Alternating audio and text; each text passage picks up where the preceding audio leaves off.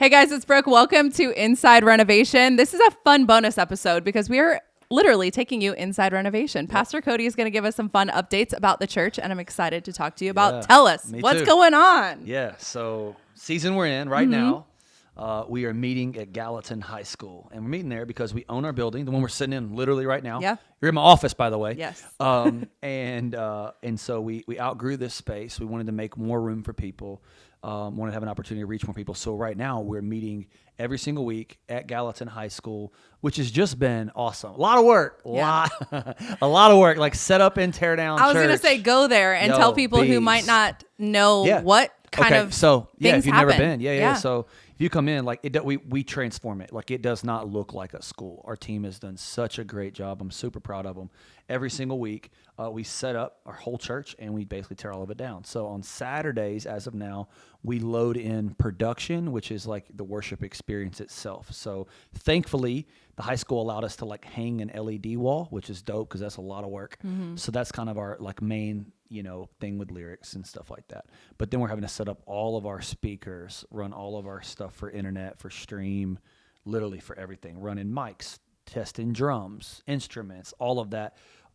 Just in production alone, the lighting sets, all of that. So that gets set up on Saturday. And then on Sunday morning at about 5:30 or 6 a.m., we have a team that loads in and they're setting up kids ministry and our guest experience. So our kids ministry, we have these like dope, like scuba drape things, they call them. It's like spandex drape that hangs from the little like ceiling. You know what I'm saying? Yep. The ones you'd like push up in school, you know what I mean? And throw stuff out. So they hang from there to basically create walls in like mini classrooms for kids, and then we put stuff on the floor and like all that stuff. So I mean, we have a full blown kids ministry for every single phase of life. So I think it starts at 8 weeks, goes all the way up through 5th grade. I mean, you're talking books, toys, tables, literally all of it. everything. TVs, Mm-hmm. I mean, like sound systems, all of that stuff we have for our kids ministry. So it's really cool. And then for guest experience, that's like your cafe. That's your like, we have big like welcome banners so that it doesn't feel like you're walking into some like high school that you hated. Yeah. You know what I'm saying? An auditorium that you're like what? Like sweat and pee. Do you know what I mean? Like we try to Yes. like we even put in like diffusers and stuff to like try to help. We like put mints in the bathrooms. Mm-hmm. Like we try to make it as nice as possible. Totally.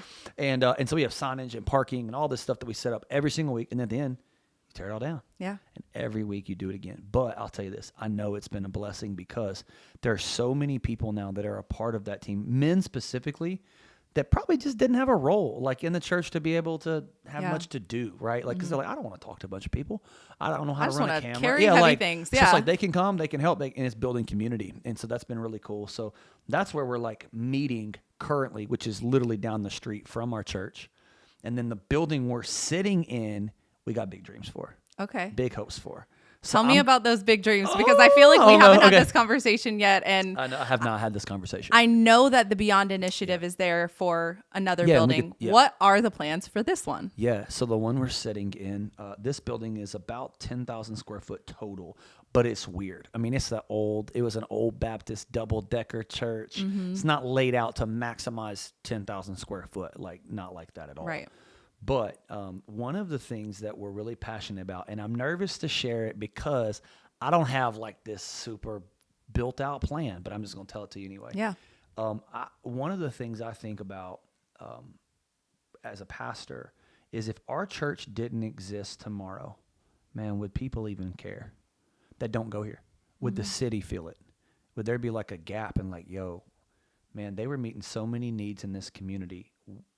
Who's going to step up and do that? Yeah. It's like for me, I didn't plant a Sunday service. We planted a church. And church is more than just coming to church on Sunday. Yeah. Like, I want us to make a difference in the community. So therefore, the thought process behind this was like, yo, people are like, are you going to sell it? You going to sell it? It's like, I don't want to sell it. I think God literally gave this building to us to use for ministry in the community beyond Sundays. And so that being said, I asked the question like, how do we as a church leave a legacy that outlives and becomes greater than, man, we do Sunday mornings really great. We do church online great. We do groups great. That's like everything's internal, but how do we really make a difference in the community? Well, if you don't know, my background is in education. I got my degree in education. There is a massive need. I love the school systems. I love teachers. I love all of it. It's a broken system though. Yeah. And so I see a massive need in our community to actually start a private school. And I'm not sure what all that's going to look like. My dream for this space would be that we would start it off K-3, maybe K-5. We have enough space to have a small private school starting out, but do not get it twisted. We're not stopping there. I love that. I want it like this might be the first location I would love to turn in, where it would eventually become Renovation Academy, all the way up K through 12, an elite athletic program. Let's go. Come on, now. Jesus. There's not a Christian private school in Gallatin that I'm aware of. Like, that's insane to me. It's funny that you're bringing this up because we have a 2-year-old little girl, and we are starting the talks of like school and do we want to homeschool? Do we want to send her to private school? So come on, Renovation Academy. That's right. Well, for me, it's like I have a 5-year-old, a 3-year-old, and a newborn. So I'm thinking, and here's the deal. I was public school. In fact, I don't even like private school. I really don't. Yeah. Like, I'll be honest with you. I don't like private school. Yeah. I started out teaching and coaching at a private school. No offense to the school. It's just, I just think they're weird sometimes. Yeah. And so that's always my hesitancy about, like, let's start a private school. It's like there's a stigma that comes with that. But I feel like there's something different and missing between traditional public school and maybe, and this is not to be disrespectful. I understand why everything is the way it is and why certain private schools do things the way they do them. But I think there's maybe more of a middle ground where it doesn't have to just be uniforms and Bible class and rules and regulations all the time. Yeah. But it also doesn't have to be necessarily public school education. Like, there's got to be a middle ground. Middle ground, yeah. And I just don't really know what that looks like, but I feel like if anyone can do it, if there's ever a church that could do it and do it well, it would be ours. Yeah, 100%. And that speaks to the people. I'm not like tapping my own chest here. So that's my dream for this space. One of them, another huge need in our community. We have quite a few families that are really passionate about adoption and foster care. And one of the things we did at my previous church that I loved the idea of was partnering with DCS. And having a safe room available for families that needed it, who were in transition and needed a safe place to go. Yeah. We have a place in our church where it has its own entrance where we could turn it almost into like a mini apartment if we wanted to create a space like that. And I would love to use it for that space. Of course, we'll also use it for internal things, like a lot of our groups meet here. We have a man night on Monday night, ladies night on Tuesday night. This is our youth facility on Wednesday night. So like my dream would be like, this is used not just for church activities, but for the community. And then the final part of it, and this is the other thing, it's like, this is such like dreams in my head and in my heart, is that, man, I think that there is a huge, huge need for affordable counseling. We probably have 3 to 5 certified therapists in our church. But what would it look like for us to start a counseling center out of here? There's one locally, maybe I think it's called the BAB Center, that we're going to be kind of talking with and learning from. But to provide some services for people, man, who've had a hard time, who's struggling with things, and they just need some godly, biblical perspective and an ear to listen and help guide them in the right path. So all of those things are, at least if I could just have it my way. Yeah, 100%. Because I believe that's what God wants us to do. That's what I'm hoping for this building. Well, and I love that you're being open and honest and transparent about it, because now it makes me nervous. Well, because now you have a community and a team of people that not just in this building, but people who are maybe found this on the podcast or watching it for the first time, that can specifically pray those things for you and around you and believe in those things for you too. Because and I don't have all the answers. So it's like, what do you think about this? Like, more questions. I'm like, I basically just gave you what I got. You know what I'm saying? So like, for me though, out of those, I will say this, like, obviously the stuff internal is already happening, right? So we already have man night, women's night, youth night, all that's happening. The stuff external hasn't happened. I would say if I prioritize those, the school would be the closest thing. Okay. Like, I'm talking a year to 2 years is what my goal would be. Like, I'm talking even like in August. Yeah. It would probably have to start out, from what I understand and know, the easiest way to get it going would be to be a homeschool network initially. But I hate that idea.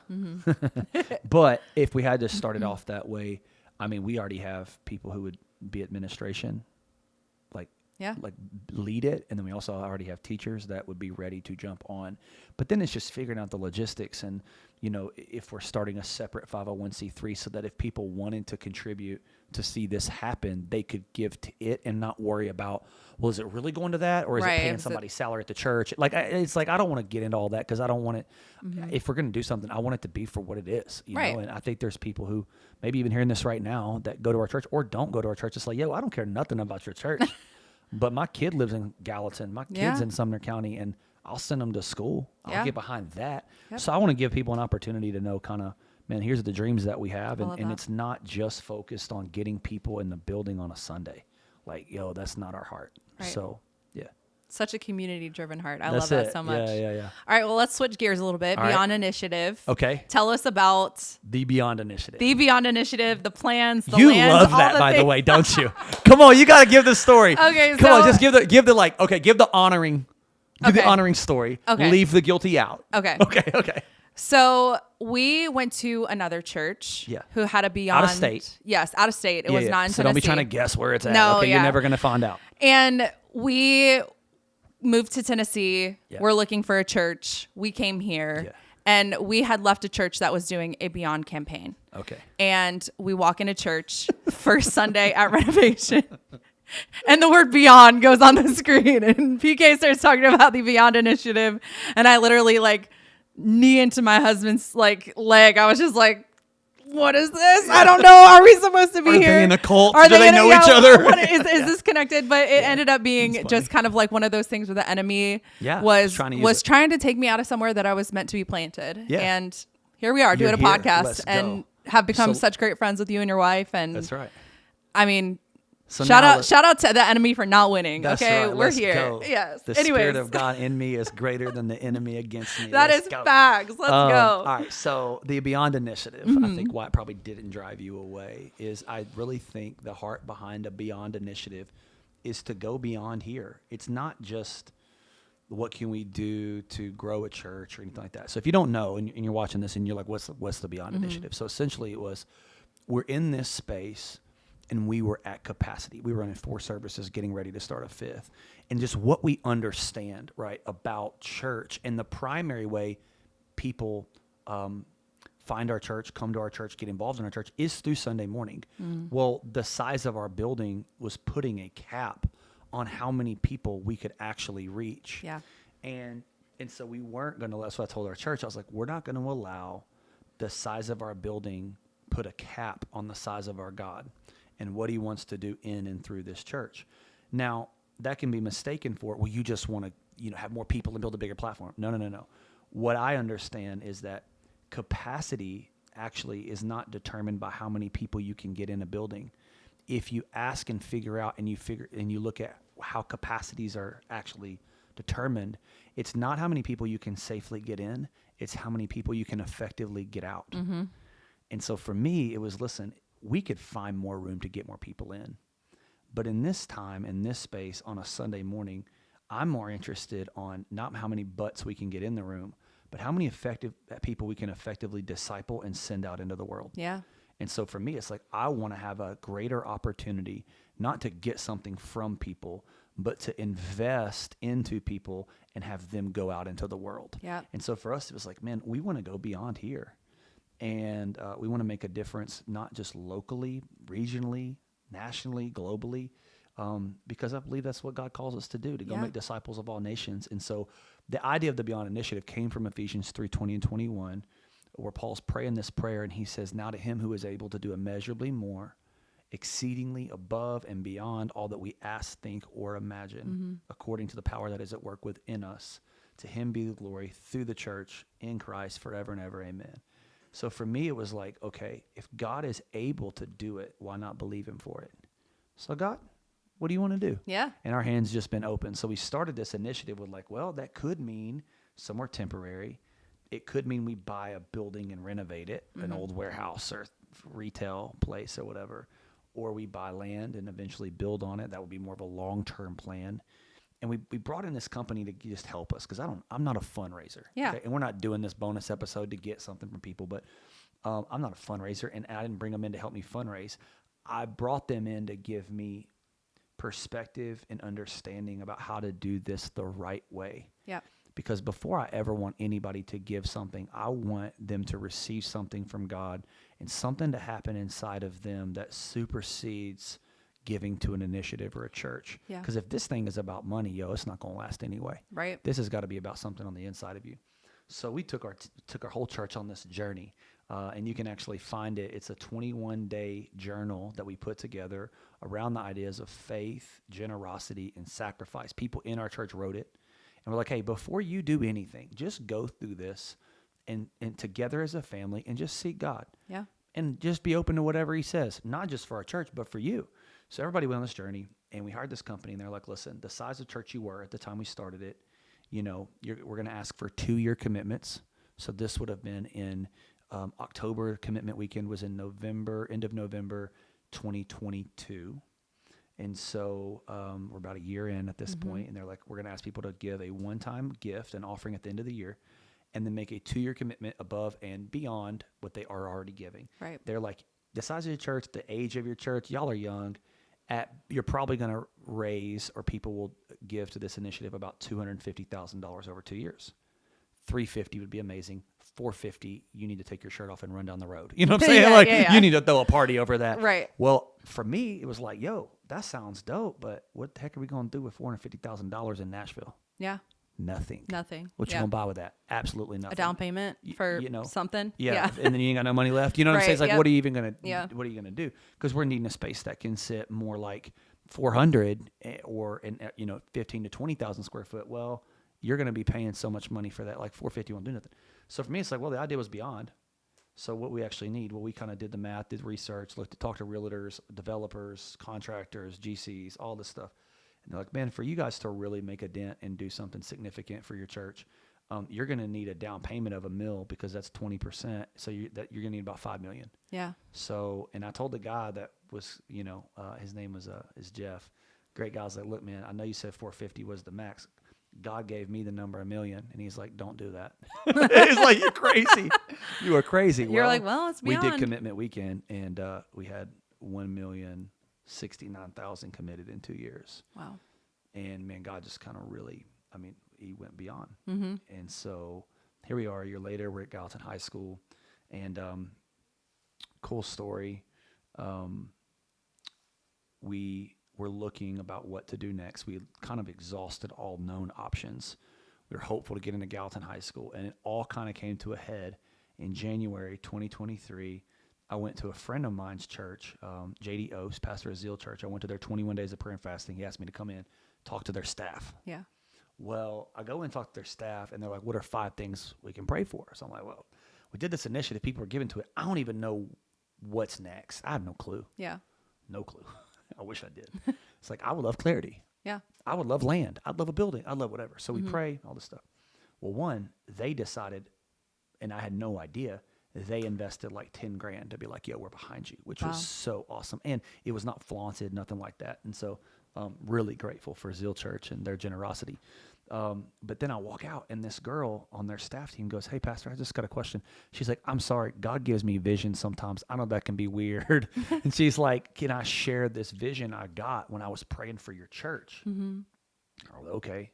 So I'm like, oh boy, what's about to happen? Mm-hmm. What's she about to say? Like, I'm not against prophetic words, but I'm like, please don't speak something crazy over me right now. Yeah. And she goes, I got this vision when we were praying, and it was this hill overlooking a major highway in Gallatin. And she goes, do you know any major highways in Gallatin? I'm like, yeah, 109 is the highway in Gallatin. It's how you get into the city. Yeah. She's like, you know of any big hills? And I'm like, no, not that I know of, not on the highway. Mm-hmm. She's like, well, God just gave me this vision. It was going to be for 10 acres on this hill, and your church was up on this hill overlooking the city. It's like, wow, that's crazy.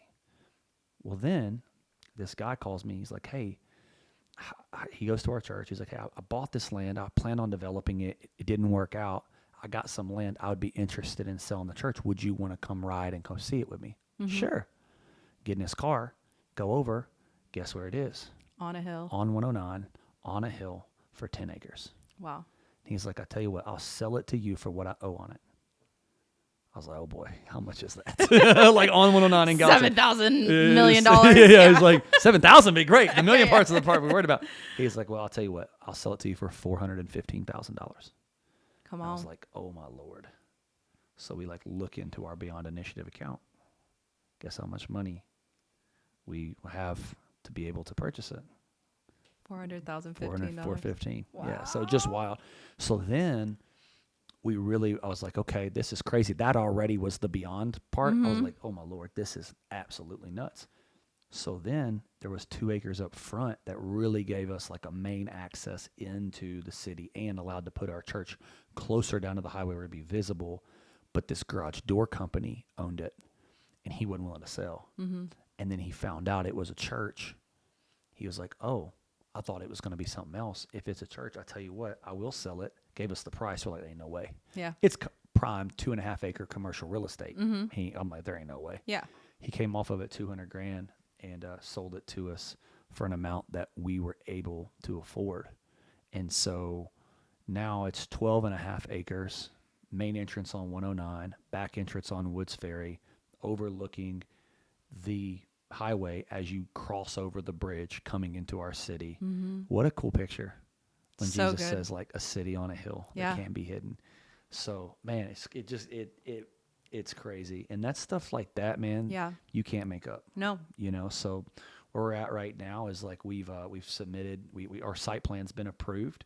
Phase 1 will look like a 30-ish thousand square foot facility that'll sit a little over 800 with a kids wing and all that stuff. That's phase 1. There is a phase 2 as well that would allow for further growth.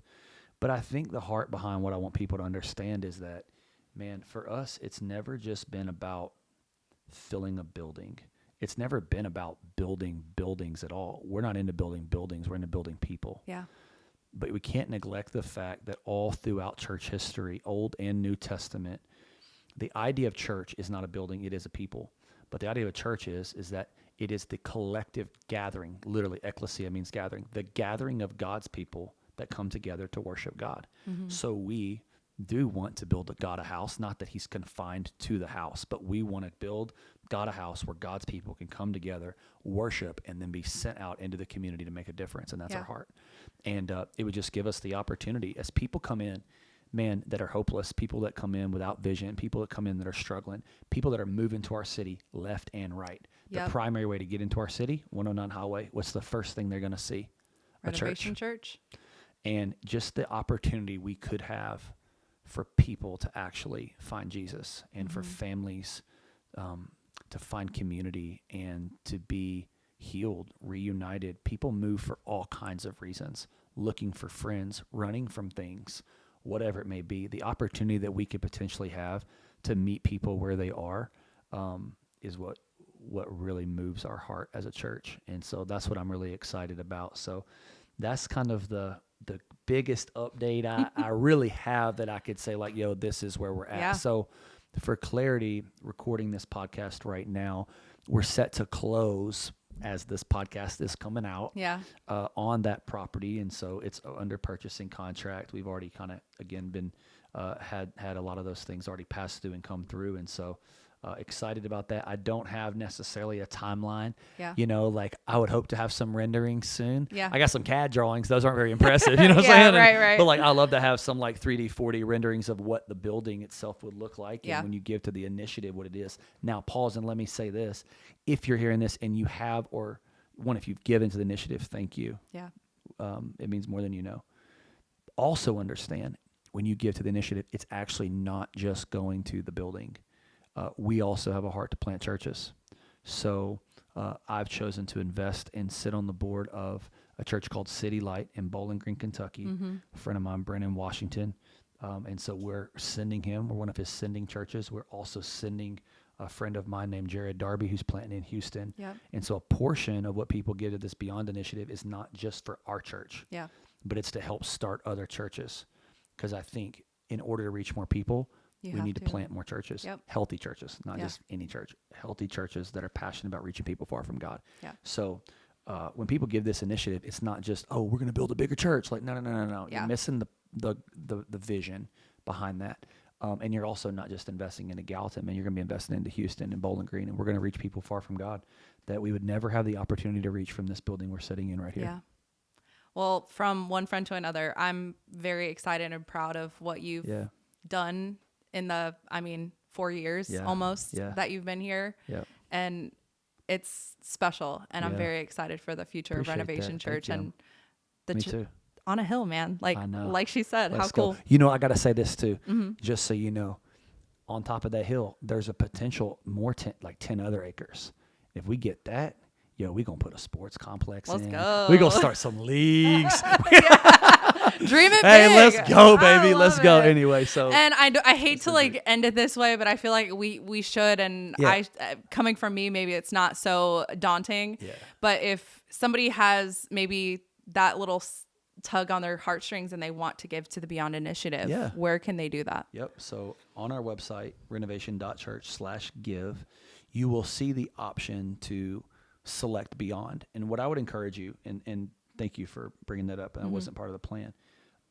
Before you give, there is that PDF that you could download to go through and actually take that journey. Please do that because, I know things move our hearts and we're emotional givers, but I want this to really be from a place of generosity and a cheerful heart. And I want you to really take the time to spend with God to figure out what that looks like for you and how to give faithfully, generously, and sacrificially to something bigger than you. So go through that first. Renovation.church/give. I think it's renovation.church/beyond if you want to go watch all of the sermons that I've given around this initiative over the year. But I would love it if people wanted to do that. And if they have questions, again, they can always shoot an email to info@renovation.church. That would be one of the emails you could give, or podcast@renovation.church, whichever one. Yeah. What a fun bonus episode. Such good, fun, exciting things for Renovation Church. That's it. Cool.